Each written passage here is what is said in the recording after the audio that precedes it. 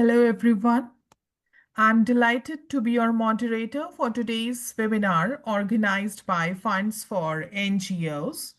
Today's topic is artificial intelligence for donor funding. First of all, I want to thank each one of you for taking out time from your busy schedules. This webinar will run for 60 minutes, which includes 45 minutes of presentation, followed by a 15 minutes of Q&A session. If you have any questions, please use the Q&A option on your webinar screen to post your questions, and we will respond to them during the Q&A session. Let's begin with webinar's objective. The first objective is to help participants explore how AI-driven insights and personalization can enhance donor relationships and unlock new streams of funding, to assist NGOs leaders to identify and implement AI-driven platforms and technologies that enhance efficiency and effectiveness in their fundraising efforts, to enable no-profit organizations to use AI to analyze donor patterns and trends to help NGOs make data-driven engagement decisions, to create a platform for NGOs to discuss the development of automated processes to reduce manual work, improve communication, and increase fundraising success through AI integration. Please note that the webinar is being recorded and the recording will be made available in the video section of Funds for NGOs premium website. And now allow me to introduce today's trainer, Dr. Christopher A. Johnson. Dr. Christopher is an award-winning journalist, editor, publisher, and business management consultant since the 1980s. He is also a former Commonwealth Nuffield Cambridge Press Fellow, Management Science Fellow, a certified Commonwealth Youth Worker, holder of an MBA in Marketing Management and a doctorate in Business Management.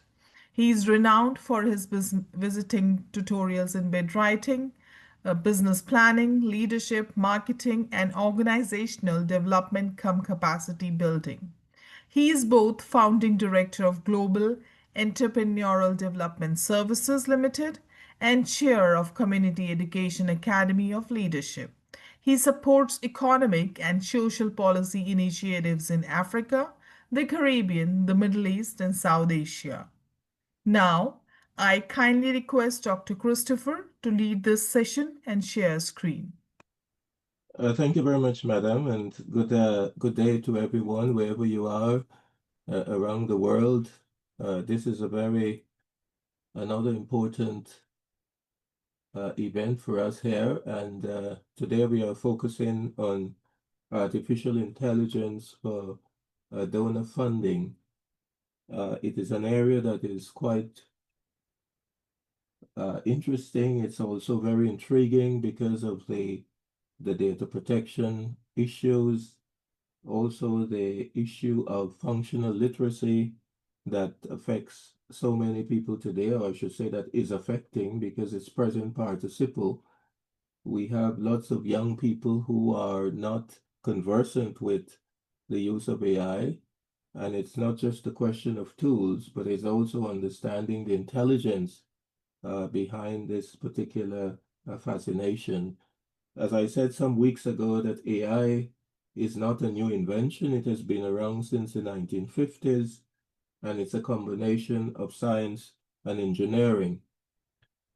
And so let us look at some of the tools that are being used by NGOs, some of them, and also how important these tools are in terms of functionality and in terms of the examples that are given. To begin with, AI tools are designed for a particular purpose. These are a series of web link functions that have been developed, as I said, since the 1950s. And more recently, we've had tools such as ChatGPT. We've always had technology anyway for accounting, for example, QuickBooks. something that I've been using for the last 10, 15, 20 years. Sage as well has been around for some time. And all of these tools are very useful to gather information and assess the information and data you have. However, what is important is that we have to develop what is called certain functional literacy skills, reading and writing, analyzing, parsing, evaluating. Uh, Tools of AI cannot teach you that. Those are instinctive forms of orientation that we need to have from our formative years in school, in nursery school or pre-nursery school, primary education, secondary, and even into tertiary education. And even when we leave colleges and universities, we still have to continue that process of learning because learning is continuous. And this is the challenge that AI is posing for lots of people who have functional issues in terms of skills and development. So it is hoped that today's presentation will not just inform you about the tools that have to be used in AI, but also how they can be useful or valuable to the work you do. In terms of project management, this is something that I do on a daily basis. AI tools can be used for that. It can help you to organize scheduling of tasks, responsibilities. It could help you with your deadlines or end lines. I usually tell people to use their diaries. People hardly use diaries now, physical diaries. Everyone is using a phone diary. I always say write things down on a piece of paper because when the technology fails, you would also appear to be a failure. So it is important to combine online, if you like, or electronic technology with physical uh, information and other forms of technology. In relation to financial management, this is where we look at income and expenditure, generating, for example, a budget for a particular project. You need to understand how to manage that process. And while QuickBooks or Sage will enable you to do so, you still need to have what is called the main ingredients, and that is what information are you looking for? What is the cost of the project? What is the cost of paying your staff, for example, your volunteers, premises hire or venue hire? Those are some of the things that you need to know before you input them in any AI tools, be they QuickBooks or Sage. In terms of communication and engagement, a lot of people talk about MailChimp. They talk about Slack and Zoom. Zoom is very important because it's a good platform where people can be engaged in large numbers. And of course, if you want to have a platform of thousands of people, you have to pay an additional sum of money, something that we have done over the last 2 or 3 years. Zoom came into being during COVID, as well as Google Teams or Google Meets came into being, and they've been quite successful and useful. But we still have to find ways and means of engaging with people. Donors would facilitate communication on these platforms, but sometimes it's better to meet them face to face or in person so that you can be able to iron out certain details in terms of funding.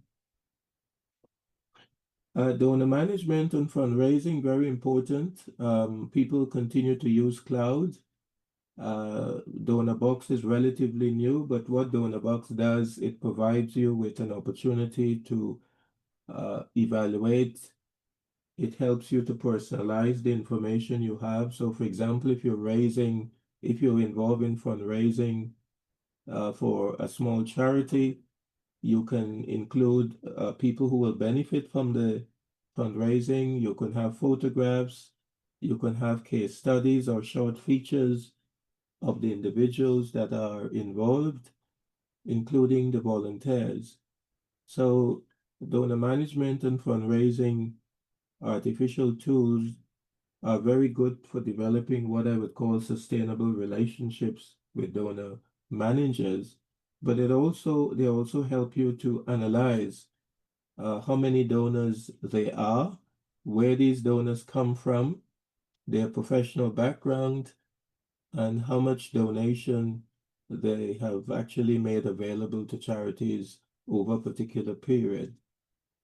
And so I'd like to emphasize again that even though artificial intelligence tools are available, we still have to have literacy capabilities and capacities in order to function effectively.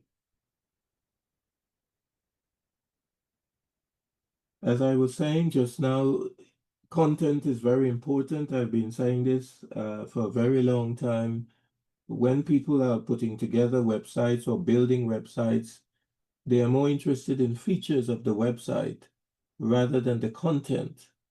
Before you develop any structure, before you develop any algorithm or any mathematical formula or theorem or theory, you need to know what the content is. And the content begins with a concept, an idea. An idea is part of your thought process. You're thinking, what is it you're trying to project to your donors? Do you want to tell your donors about the organization that has been around for 10 years or more or less? Do you want to talk about the beneficiary's profile, the number of participants that are actively involved in the work you do? Or do you want to talk about yourself as directors and trustees? Or do you want to talk about the donors themselves? Do you want to give them a platform to profile what they do and what they contribute to? So content is very important. And before you start thinking about anything to do with AI, you have to plan very carefully as a group. What is it you're trying to sell? What is it you're trying to publicize? What is it you're trying to market? What is your distinctive competence or your USP, your unique selling point?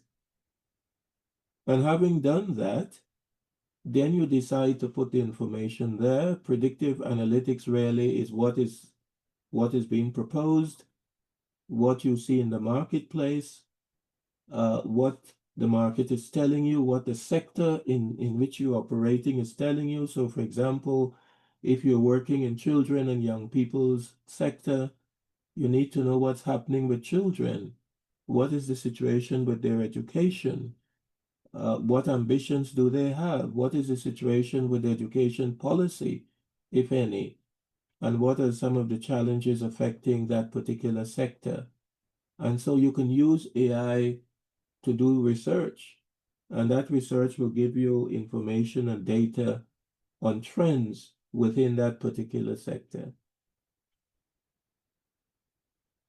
The AI tool also helps you to find out what's happening out there. It's called prospecting. It's a business term where you go out and you try to find out where charities are, where businesses are, what they're actually doing. And once you find out what's happening, you then identify and develop a program to suit your beneficiaries. So, for example, if you are looking to put together volunteer development program or volunteer leadership program, the first thing you need to identify is, what is it are you looking for? What are the activities that volunteers can be involved in? What are the vacancies that exist within your organization? And is there a volunteer scheme or program in your area, in your village, your suburb, the rural areas? And how is that volunteer program or programs working?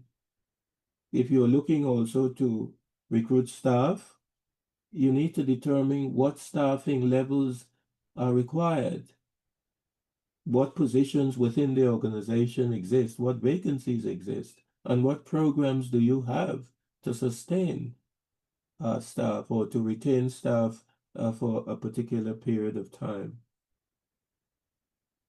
And then, of course, constituent perception tracking. This is where once you develop your program, you begin to analyze, use AI tools such as, so for example, you may have Facebook, you may have LinkedIn, You may have Instagram or X, and so you would look at things like likes, how many people responded, how many people probably said, they give you a thumbs up. All of those are forms of algorithms that can be used to assess and evaluate the impact of what you're doing in terms of your work for beneficiaries. Analytics also helps you, as I said, with donor journey mapping. What this simply means is, what is happening with donors in the marketplace. So donors who are interested in providing support to charities involved in agriculture or the health field, or charities that are involved in sports and leisure, or charities that are involved in the creative industries. You might be able to you can be able to use AI tools to find out where these donors are. Are they concentrated in the city? Are they located in the rural areas?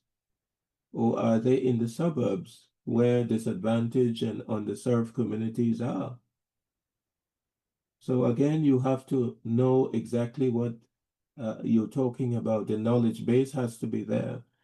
Business simulation, this is where the charity has to adopt or adapt certain business techniques in terms of the way it frames its budget. It has to ensure that accounting and financial systems are in place. It has to ensure that it has a donor book or a publication that you can use. You also have to make sure that the way you administering the charity is important to the funder. So these are some of the analytical tools that can be used for for charities. But like I said, you need to have a thorough understanding and appreciation of what your charity or NGO stands for in order to understand how to use AI, because AI is just a facilitator. It is not the final tool or the final resort. It's the power of the mind or the mind of the person that will really dictate how AI is used for good or not. A lot of charities, businesses, and other not-for-profit organizations and enterprises are using automation or automated tools like ChatGPT, Gemini, or even Google and Yahoo and Scientific Commons and other platforms to assess information, content to include in grant applications. As someone who has been involved in writing applications for the last 40 years, I'm very aware of the pitfalls, the mistakes, the challenges that people have when using automated tools, because before you start the process, you have to understand what is it you're researching. What is the project? Before you do your inputting and your mapping and so on. And you would notice at the bottom on the left-hand corner, they're talking about words and concepts. So what words would you use in your application? What is the idea behind it? If you are setting up a sports center of excellence, for example, for young people and women, what words would you use? Would you use gender? Would you use female only? Would you use male only? And what is the concept behind setting up this center of excellence? What's the idea? Is it to create awareness of various sporting events? Is it designed to promote health and well-being? Or is it designed to keep young people out of trouble? Or is it designed to enable people to come together and play a variety of sports? So you need to research very carefully what is it you're trying to accomplish, and then identify the kind of funding that is available. Now, long before you think about using AI to write your grants or write your proposals, you need to understand what's happening out there. Yes, AI can help you to draft a proposal, but you have to know what proposal you're talking about in the first place.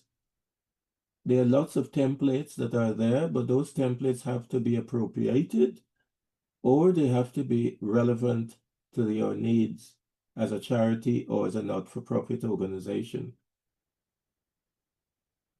We spoke about content. Content is important. What language are you using? If you're writing in Hindi or Urdu or Cantonese or Latin or Portuguese or African Creole, you have to make sure that the language is reflective of what the funders are referring to. It means the language needs to be not just spoken language, it has to be formal language, it has to be clear, and it has to be saleable. In other words, you're selling an idea, you're selling a product, you're selling a service. And then when we come to data analytics, this is number crunching. You have to determine how many people would benefit from your project, how many members of staff and volunteers you hope to have, how many locations will that project be delivered in, and how many systems do you have in place to monitor and evaluate the success of the project. Again, AI chatbots will help you to some extent, but you have to be able to identify what your measures are. How would you evaluate it? Would you use attendance registers, for example? Would you use a sign-in book, for example? Would you allow people to do videos of themselves and use them as an evaluative or set of tools? And then, of course, when you have to submit applications and do follow-ups, people tend to use AI. I would say don't use AI, use your phone. Use your phone and other forms of communication, emails to find out what's happening. Unless you have a particular system in which AI can track correspondence and communications coming through, you should really use emails and text messages using your phones, etc. But these are just important concepts to look at. That if you are involved in using AI to write grants and applications, you need to be very careful with what you're trying to accomplish.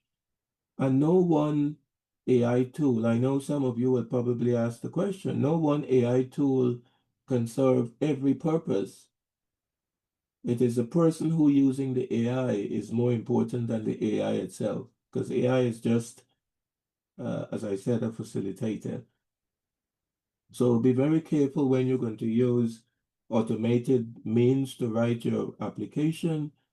Ensure that you know what the title of the project is, the objectives, the aims, identify the needs of the project, what differences the project will make, the methodology in terms of delivery, etc., etc.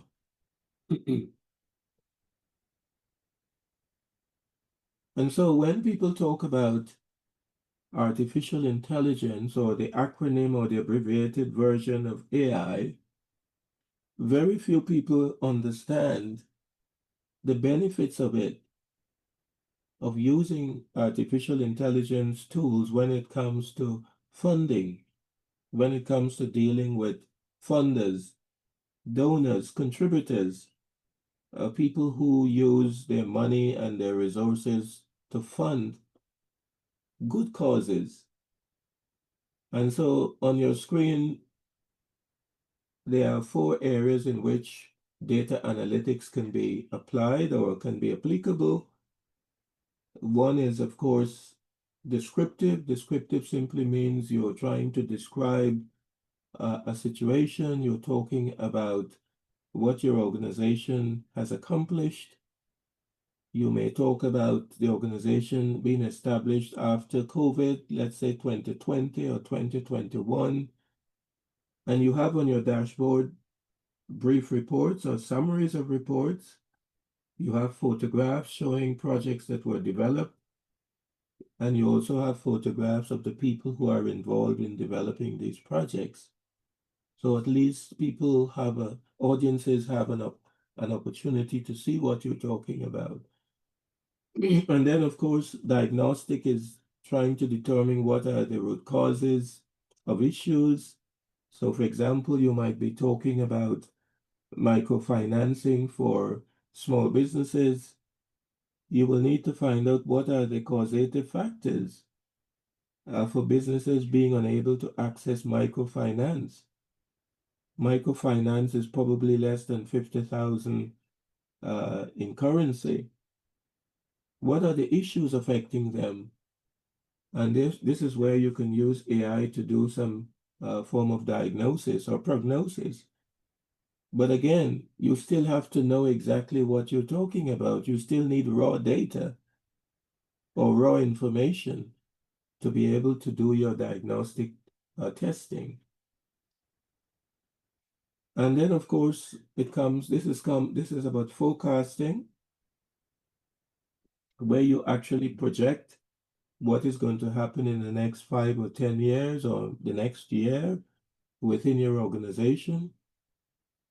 And again, having knowledge of what the organization has accomplished over a period of time, that information can then be put into an AI tool, analytical tool, and that will provide you with some sort of forecasting through regression analysis, of course. And machine learning is where you actually teach the machine or you actually tell the machine what is it you want.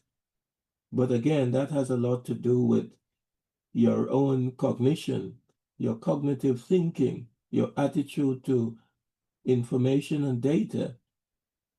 If you are somebody who is very tardy or laxed in terms of information collection and data, you would not be able to fully utilize AI because AI is based on intelligence. It's not based on things that are not real. You have to present a real scenario. It will give you scenarios if you seek it from them, but you need to present scenarios that are realistic and as well as proper. Having gone through the descriptive, diagnostic, and predictive forms of analysis or analyses, you then now come up with recommendations and suggestions.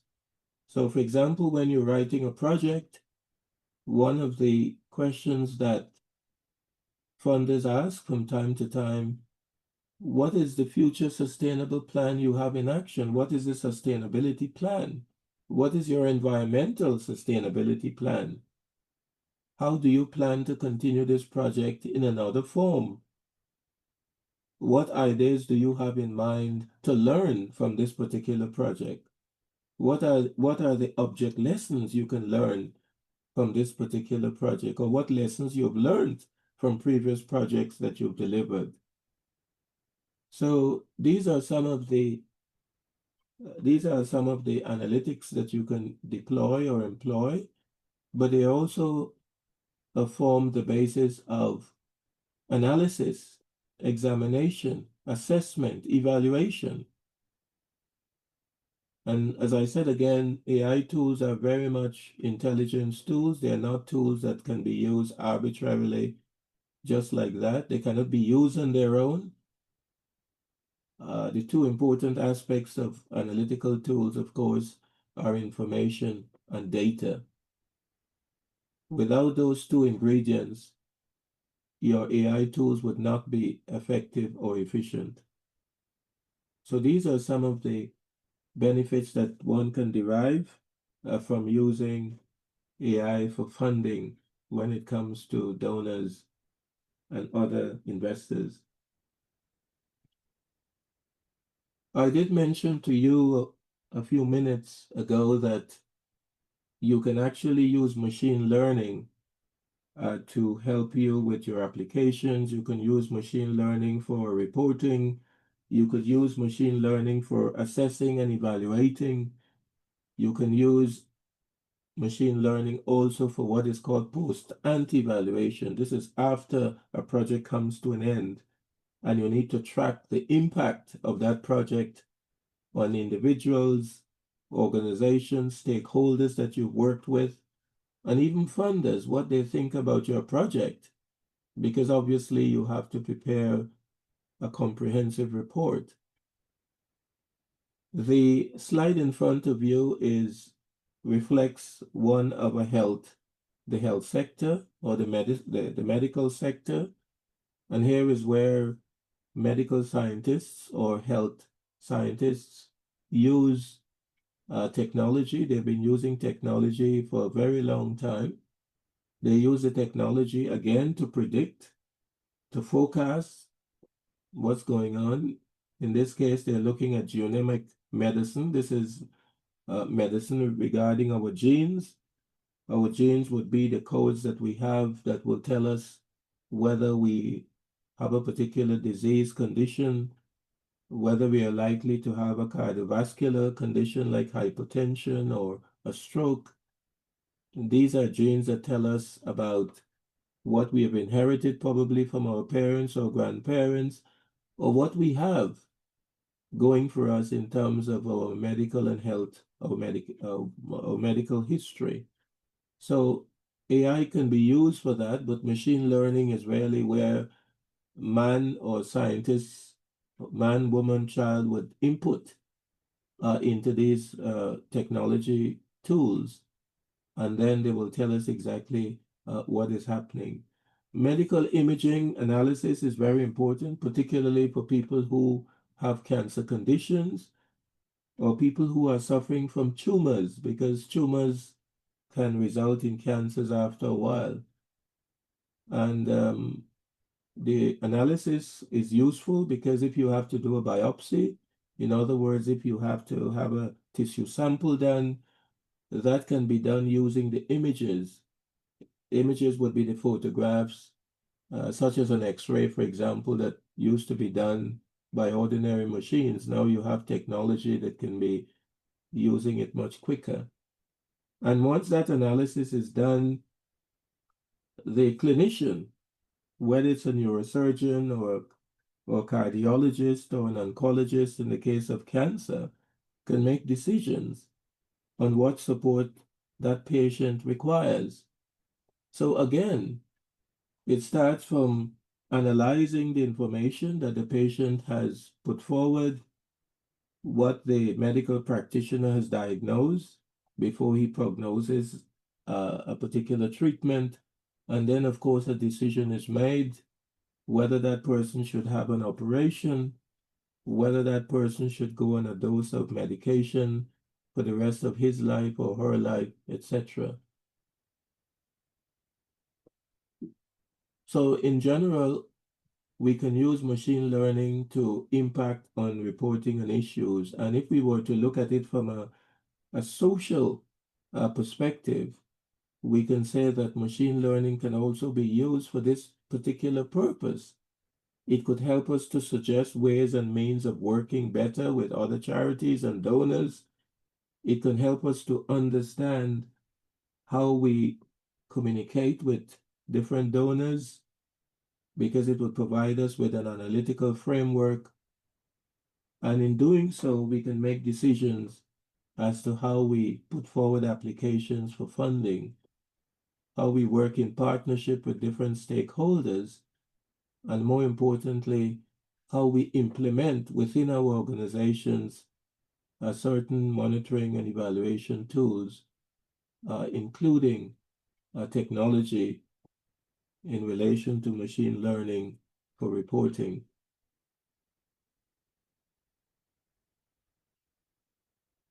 There are so many factors that militate for and against the use of AI. There are many studies that have been done on AI in the United Kingdom, in other countries, at universities, colleges, and it is an area that we need to be very, very careful.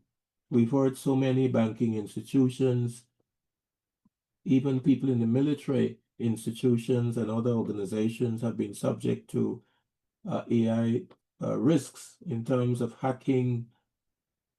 People's emails have been removed. Many years ago, I had a Hotmail account and I lost 1,000 items on that account because of the infiltration from hacks. And of course, you could have the best firewall in the world, and yet people can still hack into the system because the system was built by human beings. The system did not generate on its own. It's not something that has developed just like that. It's not evolutionary. It came from an individual or individuals. But these are some of the challenges and ethical considerations. One of them, of course, is the environmental footprint of AI. In other words, can the use of certain artificial intelligence tools affect the environment? That is something that is needed to look at, for example, in the agricultural or farming sector, in the area where industry is polluting the atmosphere. For example, at the moment, there is a volcano eruption in Italy that could also affect the environmental footprint of AI, even though AI is being used to actually analyze how devastating that disaster will be. And then, would it affect human labor, the labor market? How will it affect people within certain industries? How it will affect administrators? How will it affect people who do clerical work? How will it affect people who are unskilled or who are not certified in a particular field of endeavor? Will it create problems with people's income? These are some of the things that we need to look at. How will it affect people's inclusion within organizations? And how difficult is it to enforce? Because some countries have difficulty to enforce AI regulations. In fact, AI is not properly regulated at the moment, and people are using it willy-nilly. Intellectual copyright, for example, is a problem. People don't have the capacity to explain and interpret the technology quite for some time because there's so many tools on the marketplace. And then how do you monitor the effect of AI on your systems within your organization? What regulations are they available? In the United Kingdom at the moment, they're looking at regulations to help businesses, particularly those in the creative industries, people who are singers, composers, lyricists, producers.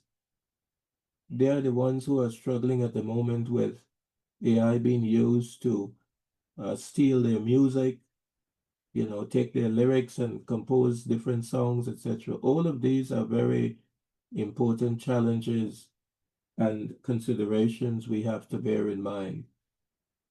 I think the most important risk here is one's inability to understand and appreciate how to use AI effectively and efficiently. And I know that some of you will probably pose that question, but when we come to that, we will certainly look at it. But these are some of the challenges that we have to deal with.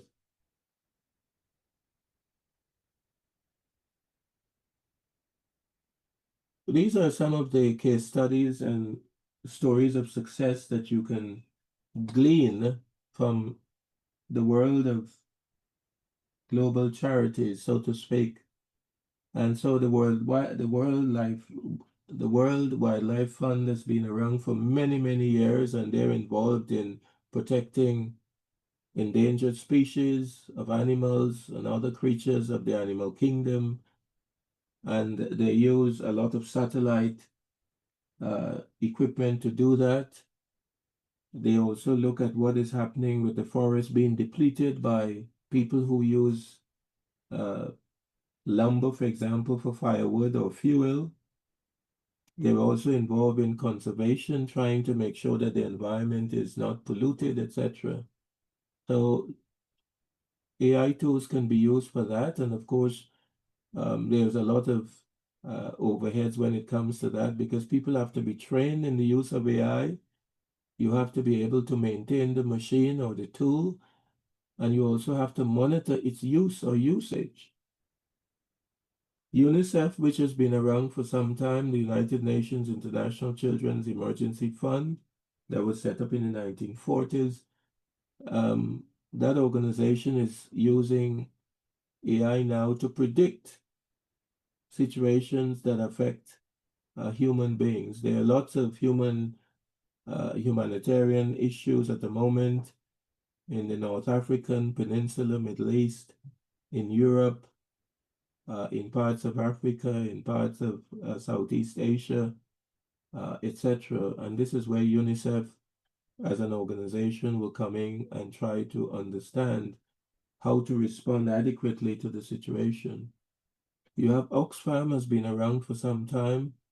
They deal a lot with people from uh, materially impoverished backgrounds, and they try to ensure that you have good research being included in the body of information and data. And then you have Greenpeace. They're looking at, again, the pollution of the environment due to oil spills or petroleum products that are indiscriminately put into the oceans and the seas.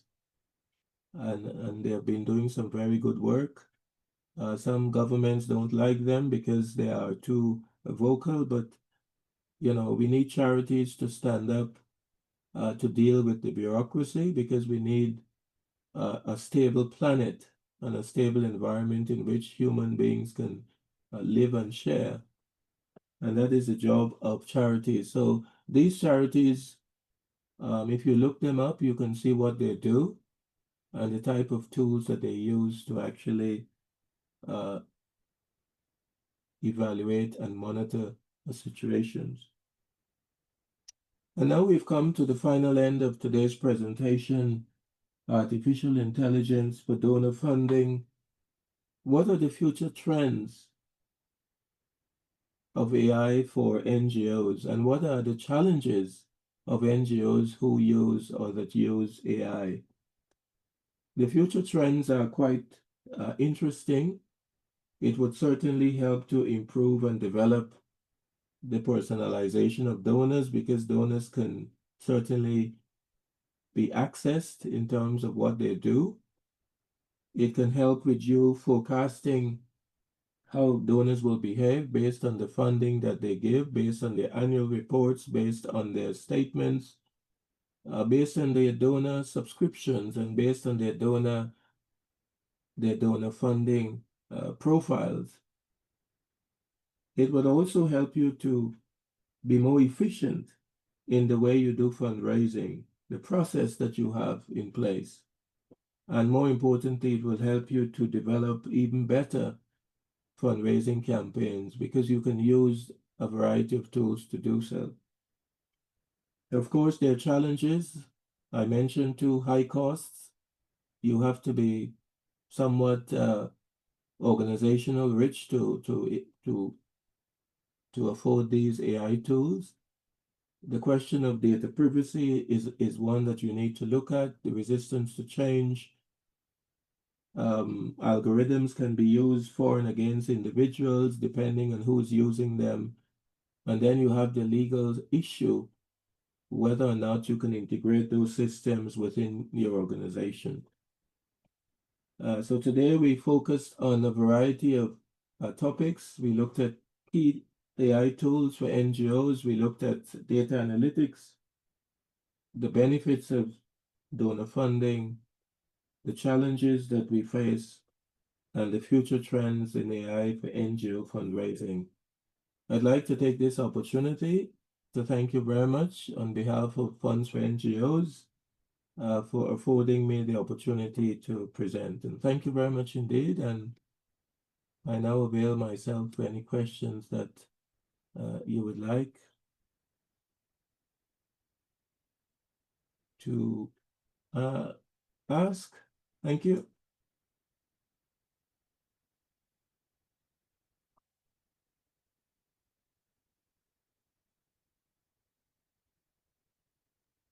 Thank you, Dr. Christopher, for insightful presentation. Yes, well, Participants, now we will begin the Q&A session. The first question is, what are some first steps a small NGO with limited technical skill can take to begin using AI for donor engagement? yes, again, the before you start thinking about the technology or machine learning, you need to know exactly what is it you want.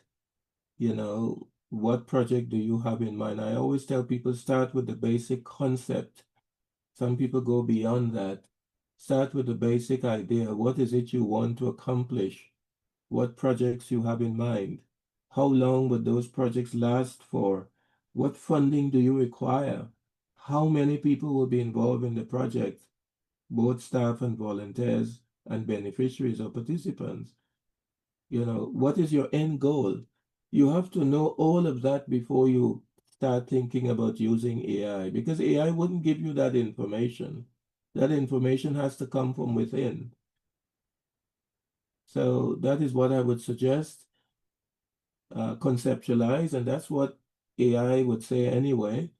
Conceptualize and develop your project spec or specification. Then you start using AI to help you to enhance and improve it. Thank you. Thank you for your input, Dr. Christopher. The next question is, please talk more about the platforms NGOs can use for grant writing.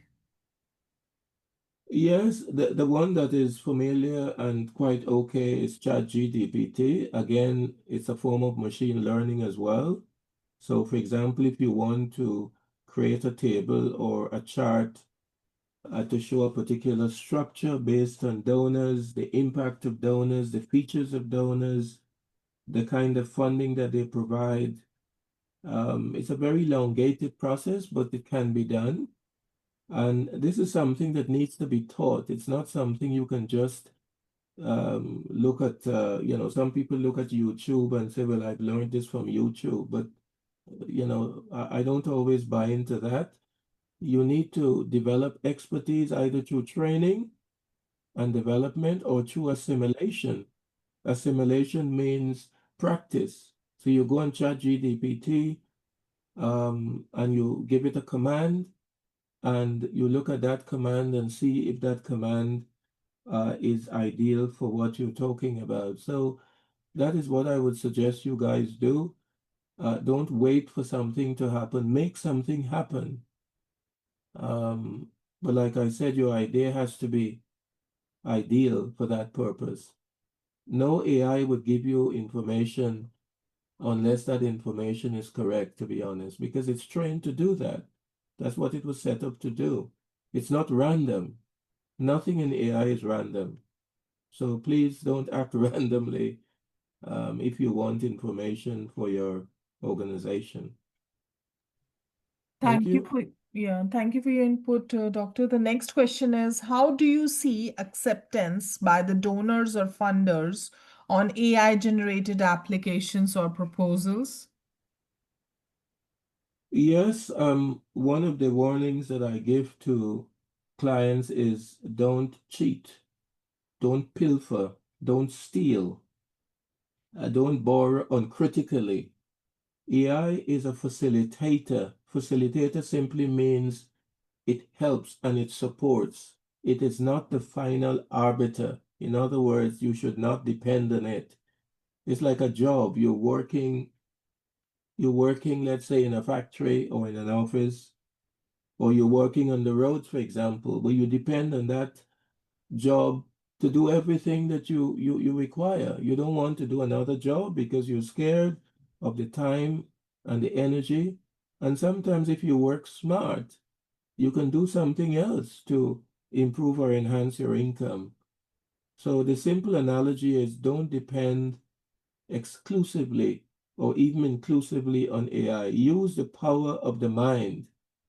I've been saying this to you guys on this platform. Use your mind, because we can use our mind. Will yourself, read, understand, interpret, evaluate, then you start thinking about AI. AI should be the last resort, not the first resort. And that is something that we have to get used to. Don't allow technology to change our way of thinking, because when it does that, we become a slave to it. We must be the master of technology, not the other way around. Thank you. Thank you, Doctor. The next question is, how can we evaluate the return on investment when using AI for fundraising purposes? Yes, you can use the evaluation as a positive or as a learning experience. I wouldn't say negative. So, for example, if you're using AI tools to access information about funders, and of course, you can use Google to get funders anyway. You don't have to use any of the AI tools. You can use Google. You look at the website of a particular funder, let's say Oxfam or Children in Need or the India Tata Group, for example. You go on their platform, you look and see what they're doing, look at their projects, you look at see who's dealing with community issues or education issues, and then you contact them. When you've contacted them and they give you the information, then you begin to use AI to craft a project. You don't use AI to craft your project at the beginning because you'll be caught out. Because one, people leave what is called AI carbon footprints. So, for example, things like references and so on that have one, two, and three numerals, people include them and they get themselves in trouble. And this again, it's about literacy. This is about literacy skills. So, using AI doesn't mean that you shouldn't have literacy skills. What it means is that you should have high levels of reading and writing skills in order to use AI effectively. And so the way to monitor AI is when you've used the ideas that you have to put together a project, and that project is successful because you were able to complement it or add AI support to it. That is how you can assess whether AI has worked or not. But at the end of the day, it is up to the human behavior to determine that. The human factor will determine the success or failure of your application. Thank you. Thank you, Doctor, for your input. The next question is, how does one cite AI as a reference? I would think AI kills critical thinking and analysis, promotes plagiarism. Those are just perceptions, really. Again, if you study very carefully the history of AI tools, most of these tools were designed for military as well as intelligence purposes. They weren't designed for the average person today. They were designed for professional scientists, engineers, and the like. But because of the way in which the technology has emerged, the governments have actually induced or suggested or invited technology companies to share their technology with others. But in doing so, the education side is missing, the orientation side is missing. And this is where we need to grapple that as human beings. Those of us who were not brought up in an era of technology like myself, because I was born in the 50s, we had to emerge, we had to evolve with the time, but we had to unlearn, deconstruct, and then relearn and reconstruct. In other words, we had to keep evolving on a daily basis. And I think as human beings who have the capacity and capability to do so, we must do that. Don't become lazy because you have the technology, because the technology itself is not lazy.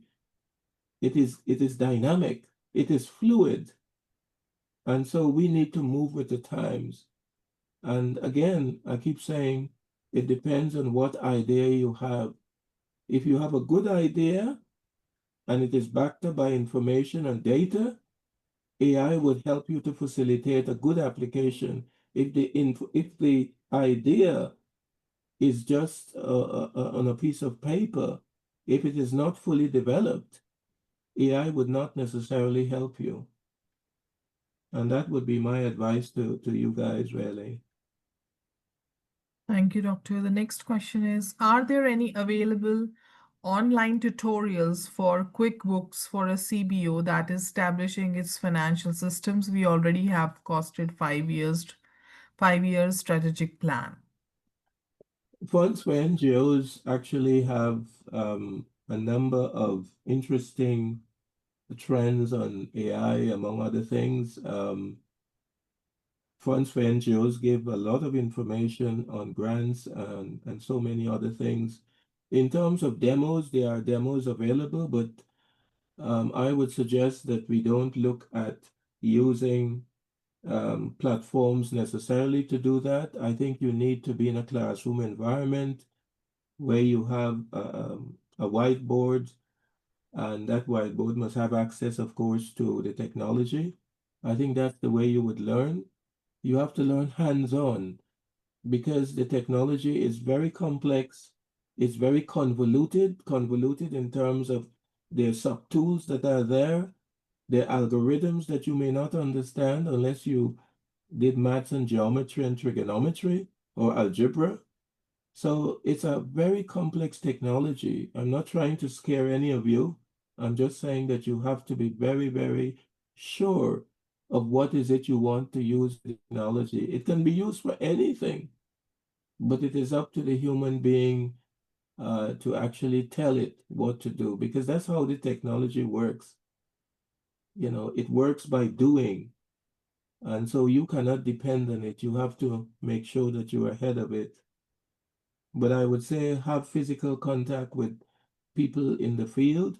Try and find out what some AI companies are doing in your country, because every country has AI specialists. Yes, they're expensive, but if you ask them to sponsor programs, I'm sure they will do so. Thank you, Doctor, for your input. Most welcome. Dear participants, as due to time limitations, we cannot cover all the questions posted here. Now we have reached the end of the webinar, I want to thank each one of you for your active participation. Please take a moment to fill out the feedback form for today's session. Your input is crucial in helping us to improve. If you have any questions, suggestions, feel free to contact us at support@fundsforNGOs.org. The feedback form will appear on your screen in a moment. Once again, thank you, Dr. Christopher. You're most welcome. And to all the participants, we look forward to seeing you in our next webinar.